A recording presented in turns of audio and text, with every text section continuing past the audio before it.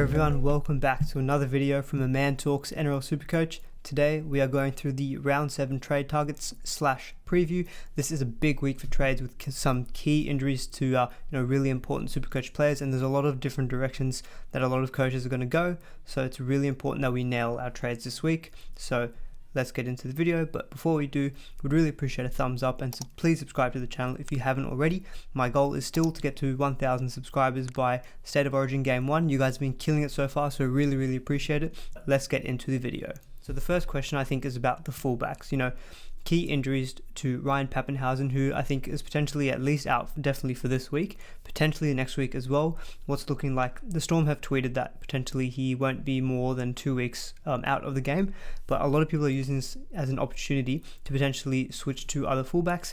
Latrell has also got a 4-week suspension, so he is a definite sell, and people are still having question marks over Teddy. So the fullbacks is a really hot topic this week, so I kind of want to give my thoughts on potential directions that you can go to.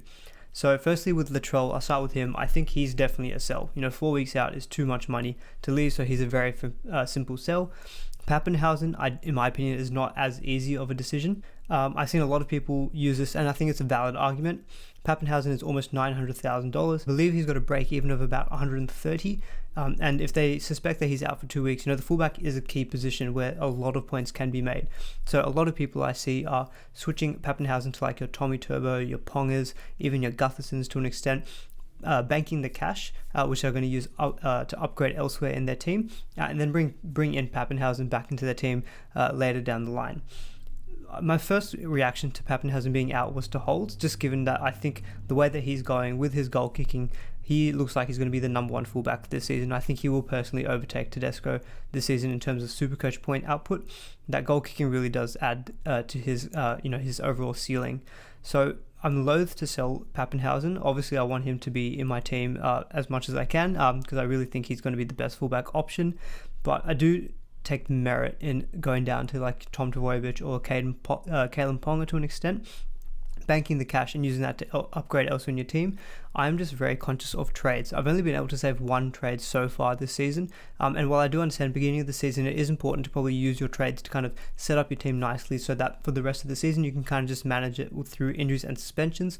But I really think these injuries and suspensions are occurring more than what we've seen previously, and it feels like there's never a week where you can really settle and do the trades that you plan. There's always something that comes up.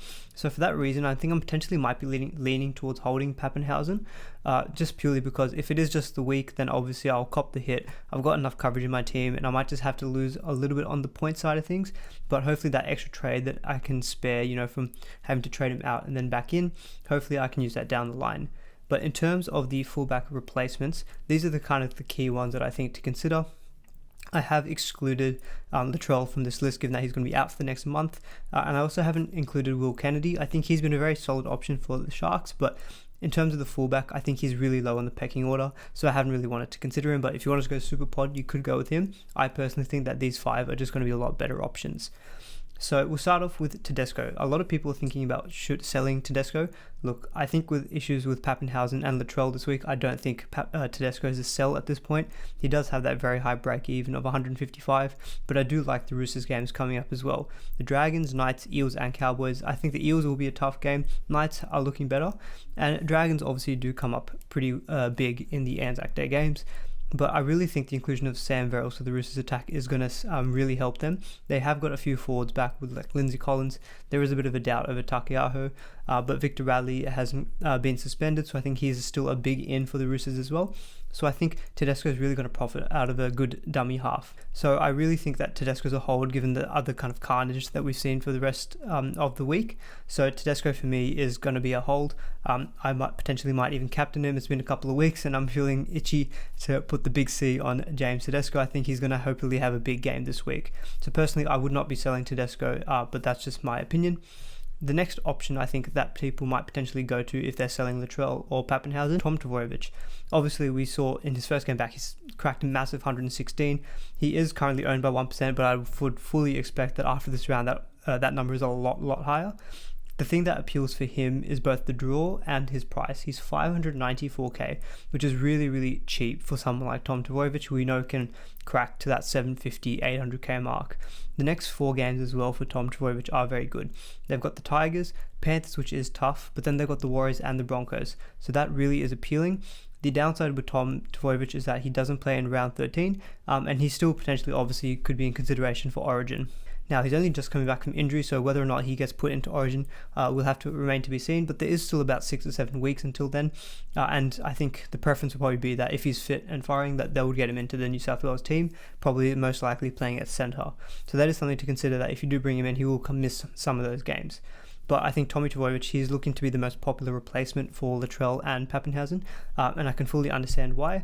The only thing I would probably just caution on is the potential for him getting rest, and wouldn't wish this on him, but re-injury, it is a thing, and we've seen repeated issues with his hamstrings. Not necessarily a massive reason, I think, to not bring him into your team, but it is something to be wary of, in that down the line, if it does happen again, that you will have to sacrifice another trade to get him out.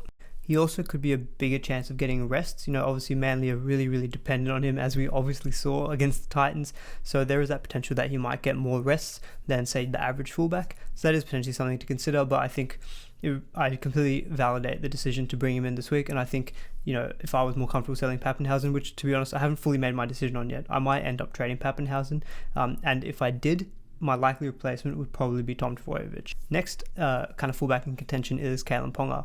So the main kind of drawbacks with Kalyn Ponga that a lot of people have kind of mentioned already is his price. He's 708k, so it's very, very expensive. That's over 100k more expensive than Tom Trbojevic, and also his draw. Panthers, Roosters and Raiders are the next 3 games for the Knights, but then I know at that point their draw does open up. They've got the Tigers in round 10, but I also know the 2 games after that are very favourable, and the Knights do play in round 13, but obviously Ponga is going to 100% probably play Origin, so he will miss that round 13 matchup as well. What I do like with Ponga is that goal kicking benefit really does help him kind of increase his floor, so even in these tough games against even in these tough games, he still has the ability to score pretty decent points. And I think he's got a little bit higher of a ceiling than Tom, given that he has got that goal kicking. And I probably still rate the Knights slightly ahead of the Sea Eagles in terms of their overall team. So I think Ponga still has a benefit of playing in a slightly better team, even if he is coming up against these tough games. But even then, the Roosters haven't looked that great. They've still been leaking some points. And we saw the Eagles put on 35 on the Raiders. So I still think the Knights have a good chance of scoring points. The toughest game is this week against the Panthers. So you don't potentially have to bring him in this week, but obviously I understand that if you're chasing the points for this week, you'd want to bring him in early. So I think the decision between Tom Trbojevic and Kalyn Ponga is going to be a really, really big one, and a really big debate I think a lot of people are having this week. The benefit of Ponga is that he does have that kind of lower ownership. He is 1%, but just given that starting price of his and that draw, a lot less people are going to go to Ponga. But if you're willing to kind of bet on him doing well against these tougher opponents, then I think Ponga is a great option. He had a virus or something and he still cracked a massive 163. So, he's got that working in his favour. Whereas with Tom, it's a little bit more of a risk potentially on the, how long he can physically be ready and continuing to play. So that would be my kind of assessment of the two. Gun to my head, I would probably pick Tom Trbojevic. Still, I think the price is really, really appealing, and that draw is better than Ponga. So for those reasons, I would go with Tom. But if you're happy to spend the extra 100k, and kind of wanting a bit more of a pod, then you can go with Kalyn Ponga. So the next guy who I've put up here is Clint Gutherson, who I think is going to be the next best and probably the best pod fullback to go for. So he's 636k, so he's a little bit cheaper than Ponga, but he is more than Tom. His break even is a little bit higher. It's at 56. Kalyn Ponga's was 30 and Tom Trbojevic was 18. He is coming off a ton against the Raiders. I think he's got the best draw though out of all these fullbacks. Broncos and then the Bulldogs in the next 2 is really appealing. Obviously the Broncos, they are playing in Darwin, so that potentially that home factor is lost. Well, it is lost essentially, and the conditions up there can be a bit tough for fullbacks or any player in general. It would be quite humid, I imagine, but I still think that's not a massive factor, and I think Gutherson can still do really well against the Broncos. After those 2 easy games against Broncos and Bulldogs, they do have the Roosters, but then they go back into the Warriors, and the next few games up until round 13 are very favourable, and the Eels do play in round 13. There is probably a greater chance that Clint Gutherson doesn't play Origin this season with the return of Tom Trbojevic and with Latrell performing very well. I think there was a lot of criticism last season on like out of position players playing at center. Obviously I understand that Latrell and Tom Trbojevic playing at center is also out of position, but they're a little bit probably better quality than say like Clint Gutherson in my opinion, or they might even go to like a Zach Lomax kind of player. So I do have a feeling that Gutherson, might not be involved in Origin this season, so therefore he does become a really good play and very handy in that round 13 period. If you want to kind of avoid having to do that trade at the time, you could easily bring him in. They've got a very good draw. He's averaging very, very highly as well. A little bit below the likes of Ponga and Tom Trbojevic. Obviously, they've only played like the 1 and 2 games, but he's been pretty solid so far this season, and I'm really impressed, especially with how the Eels went against the Raiders last week. So I have good reason to think that they can keep scoring points in the next few easy games. So he's definitely a good pod option if you really want to kind of be a bit more safe, I think, in terms of, say, locking in a fullback you probably most likely will play in round 13 with a good draw coming up. And finally, I've got Roger Tuivasa-Sheck. So I think he's, someone I definitely kind of questioned his upside, preseason, but he's really proven me wrong. He's had 2 scores in the hundreds already this season, and he's already averaging over 80. He's really flying under the radar. I think obviously, Pappenhausen, Latrell, Tedesco have kind of dominated the fullback landscape, and then Tom Trbojevic and Ponga just come and shake everything up. And Tuivasa-Sheck is kind of just chilling out, with the Warriors, doing really, really well. The downside with him is that the Warriors don't play in round 13, but their draw is pretty decent coming up until round 13 as well. They do play the Storm this week, so definitely, you don't have to bring him in this week, and the Storm are probably one of the best defenses, and they're very good at shutting down other opposition attacking players, but decent run coming up after that. Cowboys, Manly, and the Eels, not too bad, but the 2 games after the Eels, I believe, include like the Tigers, and maybe... I can't quite remember who the other game is, but it's a pretty decent draw. So if you really want to go pod as well, you could go Tuivasa-Sheck. I kind of put him and Gutherson in the same category in terms of they're more likely to give you consistent 75 to 80s to 85s potentially, but they probably don't have that really, really big like 150 game in them as often as someone like Ponga, Trbojevic, Tedesco, and Pappenhausen. So that's something to consider as well when you're choosing your fullback. So personally, I wouldn't really go Tuivasa-Sheck in my own opinion, but he's done nothing really wrong. He is more expensive than Gutherson, which does work against him. I think out of all these, Tom Trbojevic, his price is really what makes him, I think, the most appealing. He's the cheapest out of these kind of gun fullbacks, and we know what pedigree he's got. So I think for that reason, he's probably going to be my number one trade-in option if you are looking to replace Pappenhausen and Latrell this week. Next best, I'd probably actually go with like maybe a Gutherson, purely just because he's playing round 13 and they've got a good draw, but, flip a coin between him and Ponga. The next kind of hot topic that I wanted to discuss for this week was the front row forward. Obviously, a lot of people would own Tino Sumulaawi, and he's out for 2 weeks with a suspension, and he's got a very high break even at that at 112. And a lot of owners like myself have got Takiaho. He has been named to play this week against the Dragons, but if you listen to NRL Physio, he has said that players who have that kind of rib injury do tend to perform less or worse than their like average or than their kind of performance overall due to the nature of that injury. So definitely do check out his stuff on that. It was really, really interesting to hear. So potentially there is going to be some underperformance from Takiaho. So I think those two kind of, I've got both of those players, so really it's a bit of a headache. And it's really one of those positions, front row forward, where there's no clear-cut standout option, I think. So it's really something to consider in terms of which options to bring in. I actually own Tino in my second row forward, so obviously a lot of people out there might have that same, the way they've structured their team as well. So they obviously could be looking at different second row forward options, but I think a lot of people have more kind of concerns over their front row forward. So I thought it'd be best to kind of go through that. So I've put together a list here of about kind of 9 front row forwards with just their stats, their ownership at the time that I put this together. I think these ownership figures would have changed, and their kind of average minutes. So number 1, I've got Isaiah Papali'i. The thing's going for him, he's in unbelievable form, he's dual listed, he plays around 13 bye, and he just looks absolutely amazing. So 634k though is really, really expensive for him. He's already made over 200k. I would think that this is the last week to get him in before I think he becomes out of reach, in my opinion. Similar to what we had with Dave Fafita a couple of weeks back. He still has a negative break even of -7, so he's still set to make quite a bit of money this week as well. I do get the argument that he can't keep up his try scoring. He scored 4 tries in 3 games, but on the other hand, they're coming up against the Broncos and the Bulldogs, the 2 teams that you'd probably expect an edge back row to be scoring tries, especially against the Bulldogs. So Papali'i, I think I don't begrudge anyone wanting to bring him in. I personally I think would be really attracted to bringing him in, but it does affect some of my other trade plans, so I don't think I'll be going there myself.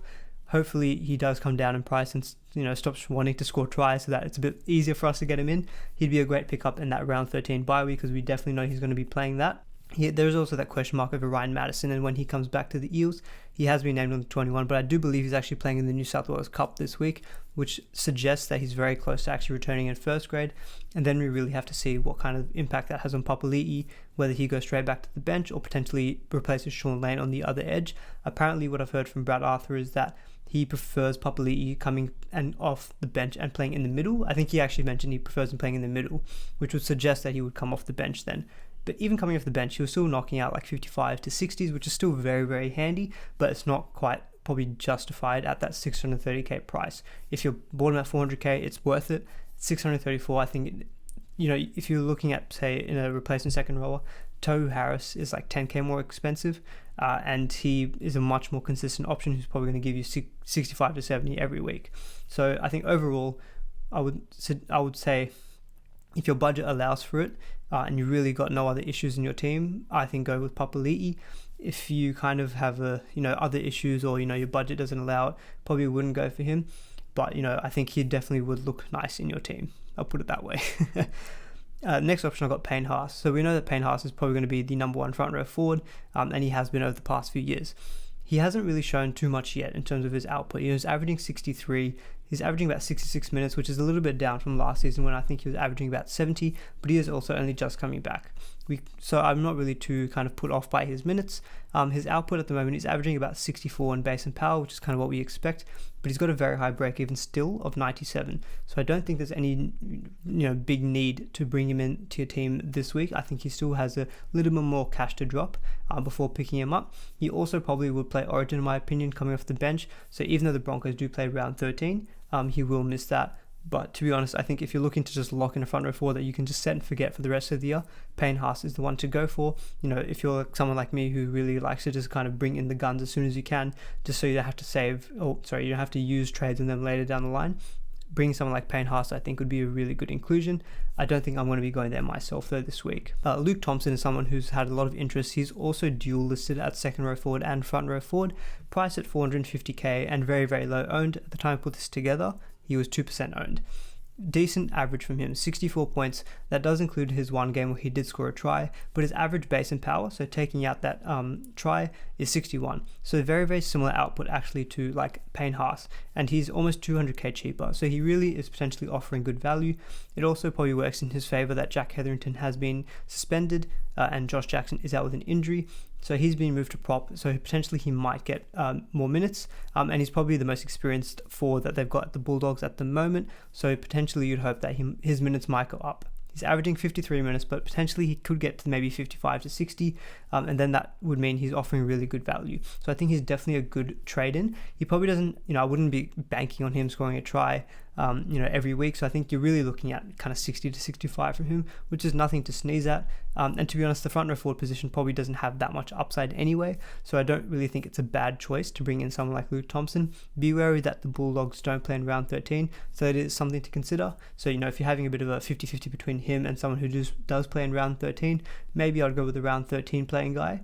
But I still think Thompson is a good buy for this week. Matt Lodge is someone who's definitely got a lot of interest. He had a lot of interest pre-season, but then he kind of got injured, but he's back now, and he looked really good last week against the Panthers. In the stats that I've put here, I did exclude his first round where he did get injured, so he's averaging minutes of around 45. He only played 39 though last week, which is a bit of a concern. His average base and power is 52, which is pretty decent, although I think last week he had a extra high number of tackle breaks, which I think is a bit of an outlier for him, so something to factor in. Got a low break even of about 7, so he's definitely going to be making you some coins. So if you want to kind of go down from a Tino to a Matt Lodge, that opens up a lot of money for you, and you can use that later on in the season, or even just this week or next week to make gun upgrades somewhere else in your team. So he does open a lot of avenues like that. Personally, I don't think I'm going to be going to Lodge myself. I think if I want to be bringing in a replacement guy for like a Tino, I want to be getting someone who I think has got a little bit higher of an upside, and potentially someone who I can look as a season-long keeper. So I won't be going with Lodge myself, but I think he should hopefully, make you some coin if you do bring him in.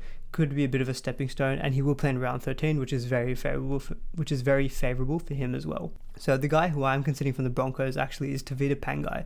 So 526k, he's lost a lot of money. He had a great start to the season, but the last 3 weeks he has gone down.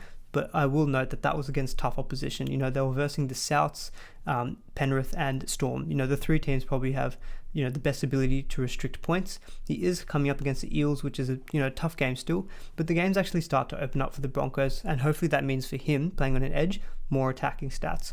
So he has a break even of 89, so I don't think there's any real need to rush him into your team this week. He probably will go down a little bit more in price, but I think this is a good time to maybe capitalize on his lower price.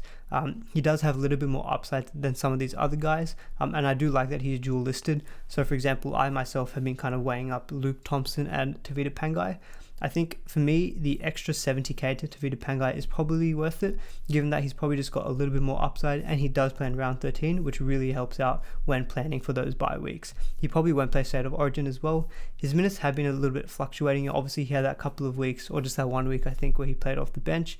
But with the Broncos performing really well against the Panthers last week, I would be hopeful that the kind of rotation that they had in that week, in that game, is what is kind of used moving forward for a longer term, and that means Tevita Pangai playing 80 minutes.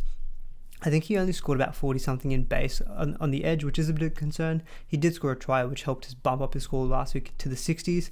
But the fact that I see him scoring tries is, really good for me. I like to see that because it shows that he's got that ability to get those attacking stats and has got that upside. And we saw that in the first few weeks of the season.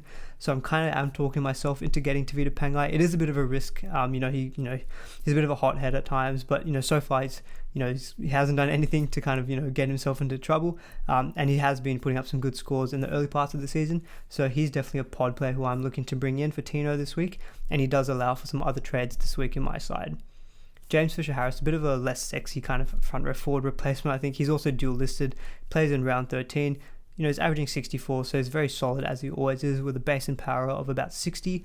His minutes do tend to fluctuate every now and then, but I still think he's still a decent trade in of around 13 bye week. I don't think I'm going to be going there myself. I bought him in last season and he kind of burnt me at times. So I'm probably a little bit biased on him, and he's also highly owned. And I think the way that I see this kind of things is that, if you have two guys who are very similar and you can't really choose between them, it's always better to probably go for the lower owned one, given that they're probably more likely to help you boost your rankings. Next up, I've got a Raiders forward here, which is Ryan Sutton. I have kind of voiced in the past that with Raiders forwards, it's very hard to pick, the kind of rotation and the minutes that they get, given the kind of stock of forwards that they have. We saw just in this week's team list that with the Raiders, Ricky Stewart has rotated a bunch of the forwards, so it's really hard to pick and nail which ones are going to be more reliable starters week on week. But Ryan Sutton has been doing pretty well for the Raiders in the last few weeks. He actually has enormous base. I think last week he played 73 minutes, and I think he scored about 69 points in base. And I saw one of those other games where he played at number 12 or 13, and I think he scored about 80 points in base, which is just ridiculous, So he really has a strong work rate, and we saw him get a couple of tries in back-to-back games as well. So if I was to go for a Raiders forward, it'd probably be either him or like a Hudson Young. He is 550k, which is very similar in price to like your James Fisher-Harris. So I think probably, of the two, the Raiders don't play in the round 13 bye week, so potentially that might sway you to a James Fisher-Harris. Although note that there's still a lot of weeks up until the round 13 bye, so you're still looking at potentially more points from Sutton in that period of time. He is relatively low owned at about 4%. I don't think I'm going to be going there myself. I'm not really too interested in the Raiders forwards personally, but I do see the appeal in Sutton. He has got that ability to knock out massive base stat scores and shown an ability to get to the try line too, but I don't think I'm going to be going there myself. The last two front row forward guys are probably guys who, a lot of people are looking to sell and not maybe showing too much interest in. So Junior Paulo, at 520k, he's pretty well owned at 16%. He really has been on the decline the past couple of weeks, and he's got a really high break even of 114. So I wouldn't be advocating to bring him into your team, but someone to definitely keep an eye on.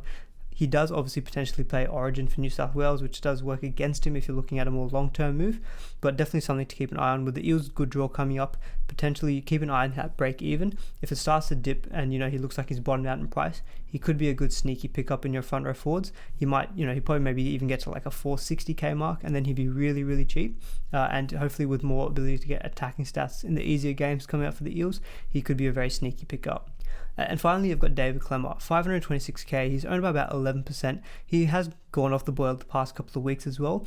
I believe part of that potentially is because he did pick up that knee injury a few weeks back, and apparently that has been kind of troubling him. So his minutes have been a little bit down, but he's probably got the most average minutes of these guys here. Of the last few front row forwards at least that I've discussed. He's averaging about 60 minutes, although I do think that is a little bit inflated with the first couple of games where he was getting like 73 minutes in one game, I think.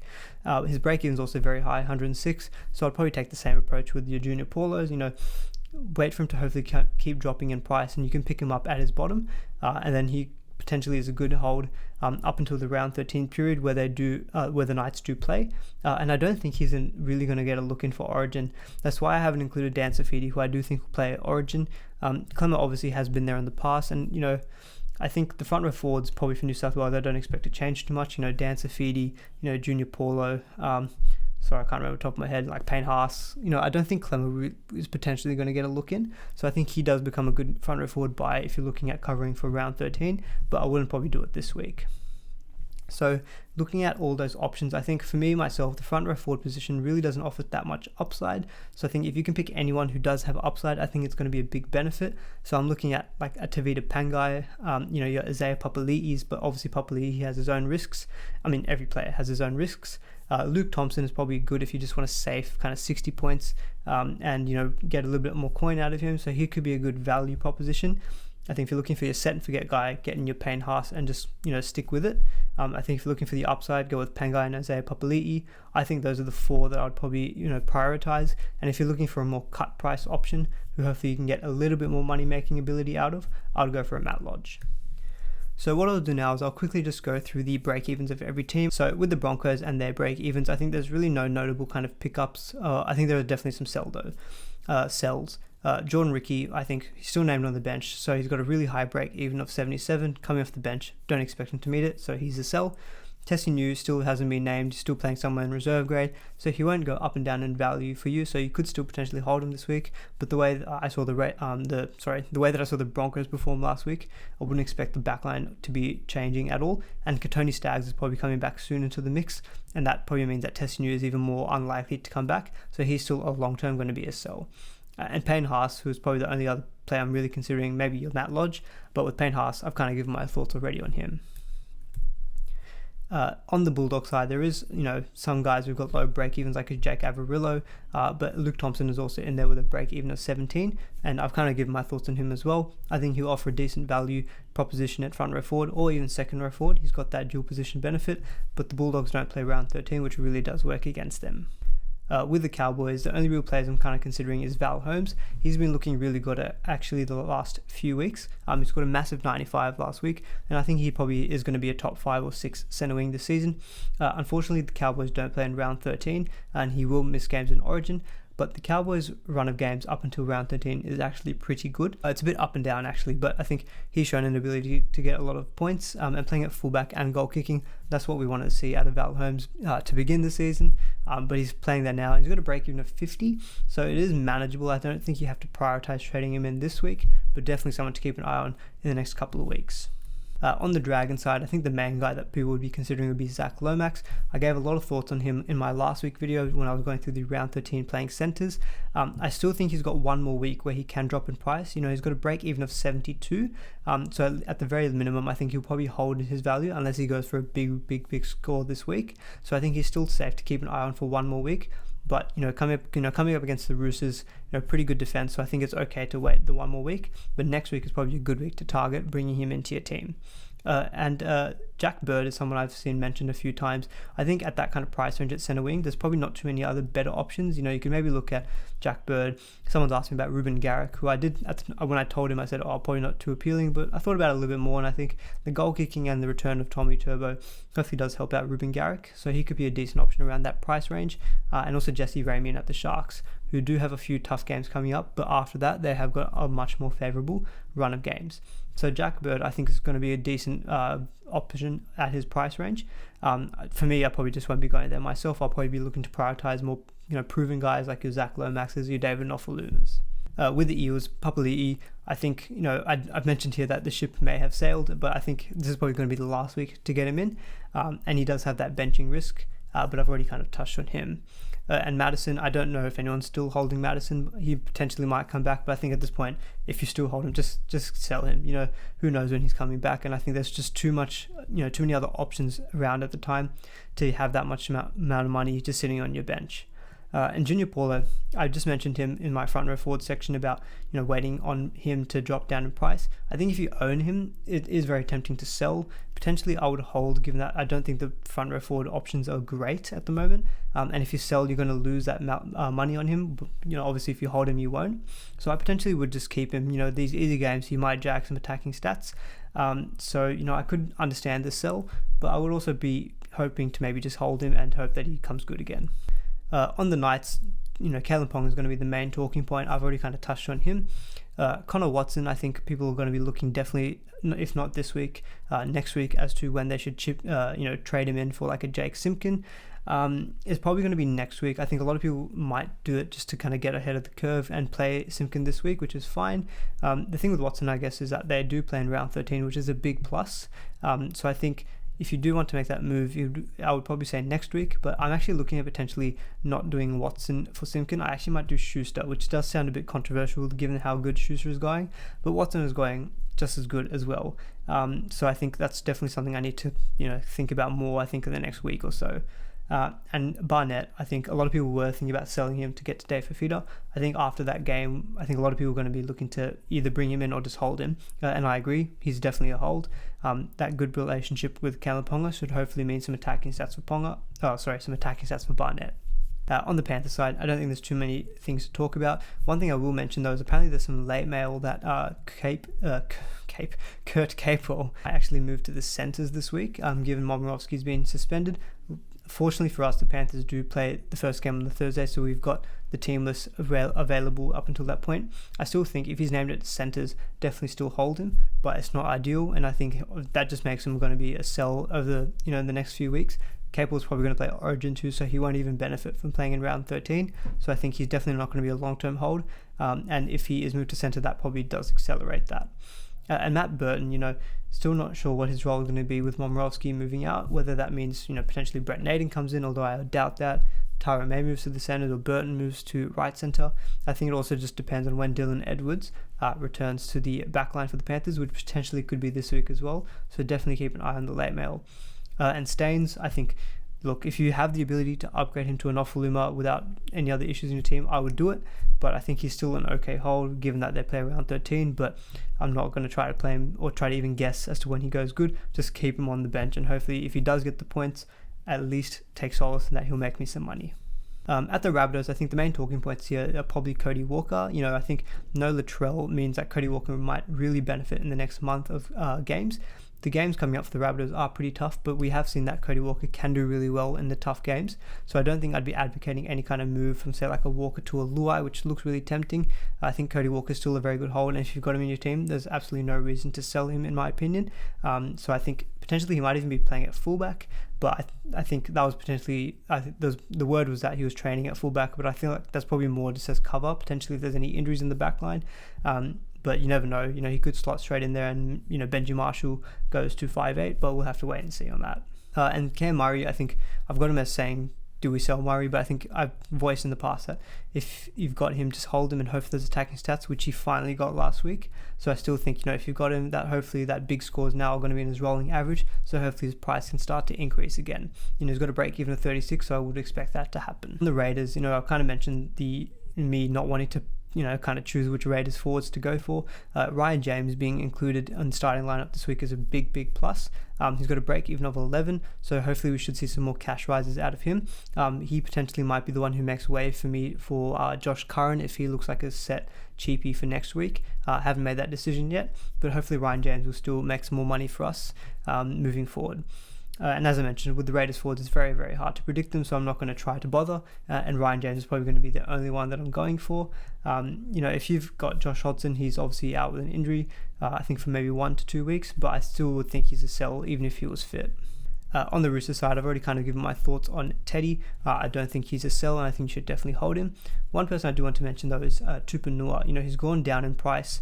What is he here? He is 340k, so he's very, very cheap now. He's got a break even of 47, so he can match that or even go bigger than that this week.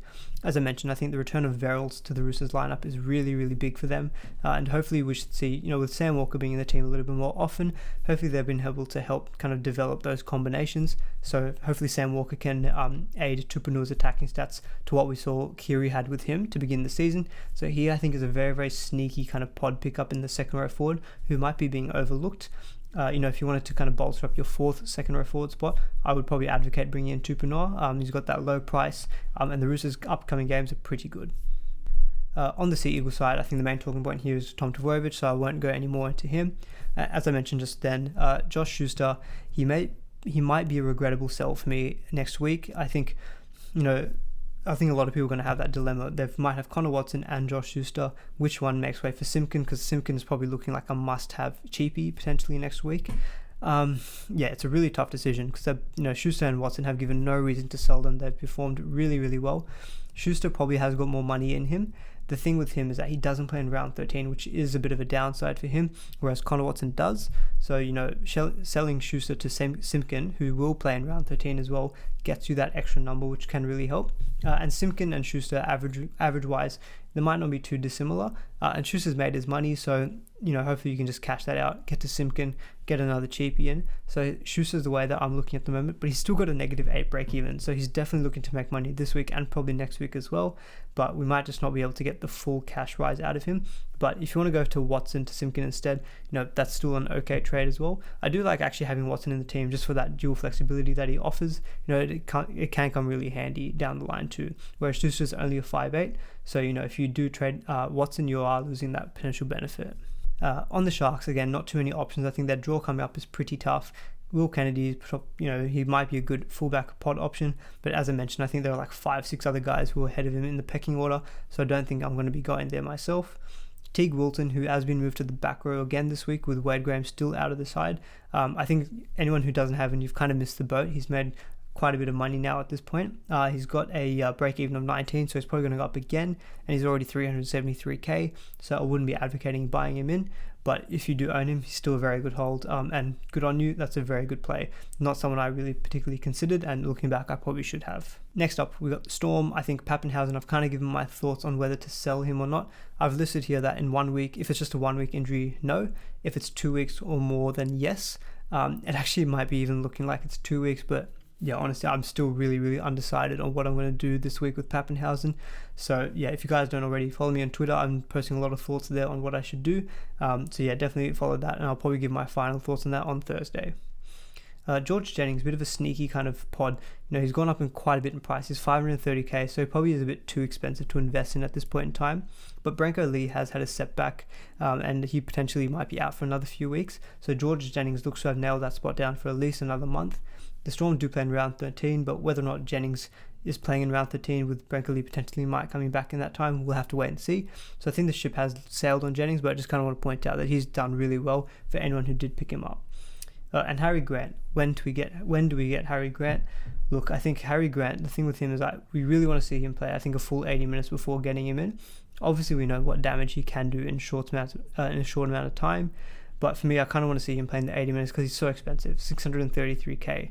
So that's the kind of approach I'm taking. And with Origin coming up, where we guarantee that he's going to play, surely, he'll miss round 13, he'll miss round 17.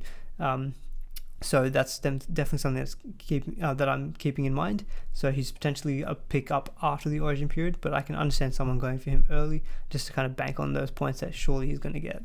With the Titans, I think the main kind of talking point would be like the centers. I think last week a lot of people were looking at their centers like Corey Thompson, Tyrone Peachey, Brian Kelly. I don't think one bad game should put sellers off wanting to buy, but given that they all had pretty low scores, their break even is probably a little bit higher this week. We see Tyrone Peachey's is 39, Corey Thompson's is, let me just find it here, it's 47, and Brian Kelly's is 70. So they're definitely no longer like priority trades in this week. They're probably going to go down a little bit in price. Brian Kelly especially with that higher break even. So definitely you don't have to bring them in this week. Kind of wait and see, because the Titans games coming up are pretty decent, and they do also play round 13. So I think Brian Kelly, someone like that, you can wait a few more weeks to get him in. And Tino, I think, is a sell. You don't have to do it this week, given he's suspended, his price isn't going to change, so you can do other stuff in your team. But I think if you're not doing it this week, definitely do it next week, because he is coming back to 112 break even, and he hasn't really shown any kind of big potential apart from that one good game to be a season-long keeper. With the Warriors, I think a few good options here. I think Josh Curran will be one of the cheapest to go for next week, if not this week, if you want to jump in early. Minus 31 break even. He's 203k. He scored like 70 points, which of which like 65 was in base, which was crazy. But you can wait a week to get him in. There is potentially some concern. I think Bailey Sirinen might get into his role, so that's why I think it's okay to wait a week on him to kind of see have a bit more information as to his security in the Warriors backline. Sorry, not the backline, in the Warriors back row. And Tohu Harris just keeps getting the job done. He's got a break even now of, let's see it here, it's 68, which he's probably going to get. So the thing with Tohu is that his consistency is amazing. His lowest score is probably like 55, and his highest score is probably like the 96 that we saw. But even that, I think, is probably a little bit of an exception. I would say his normal, his typical high is about 75 to 80. So he's so consistent that I think his price isn't going to waver that much. So I don't think it really becomes I don't think he's ever really a priority trade-in, to capitalize on a big price rise, unless he bangs out like another 100 this week. So I think he's definitely someone you just pick when you want to get him in, whether that's now to get the guaranteed points, or if you want to do it after round 13 because the Warriors don't play in that week, and then you can pick him up in round 14 and keep him for the rest of the season. That's kind of up to you, but I think it's really nice to get a really solid kind of consistent option in your second row. So I would never advocate not getting in Tohu Harris. And finally on the Tigers, I think anyone who still owns Jacob Little, he's a sell. Jake Simpkin is looking great. On Jake Simpkin, as I mentioned, I think if you don't want to get him in this week, you have to get him in next week, in my opinion, given that massive cash rise he's going to get. Minus 17 break even. If he scores another 55 to 60, that break even is probably going to be like minus 30 or something, and you'll make a stack load of cash. The big decision will be, who do you sacrifice for him? If you've got Jacob Little, that's an easy choice. If you've got Connor Watson and Josh Schuster, I've given my thoughts. That's a bit harder of a decision. I would probably lean towards Schuster. And Nofaluma, Tigers have got a very decent draw coming up. He's definitely someone I'm looking to target this week as well. I think getting him early this week, a proven gun in your center wing, is really going to be a pod play, and I'm hoping that does kind of give me a point of difference to other guys who are probably doing other trades. Obviously, other people are probably going to be prioritizing fullback trades, but hopefully if I can get an offer early, that does put me in good stead. And this applies also to the other attacking players at the Tigers. Your Adam Dewey, who's been really, really well, and someone I've kind of mentioned previously is a really good pod 5'8". The problem is that 5'8 position is stacked. I think he is also actually available at fullback, but as I've said, fullbacks are also stacked, so it can be hard to justify bringing in like a Dewey. But bringing in Nofaluma at this point in time, I think will be a really strong trade-in. So that's it, guys. That's my kind of round 7 preview of the different trade options that we can go for. Hopefully you guys enjoyed my kind of rambling about the fullbacks and the front row forwards. If you did, would really appreciate a thumbs up on the video, and do please consider subscribing to the channel if you haven't. I'll probably post on Twitter my final trades, but that's it for this one, guys. See you in the next video.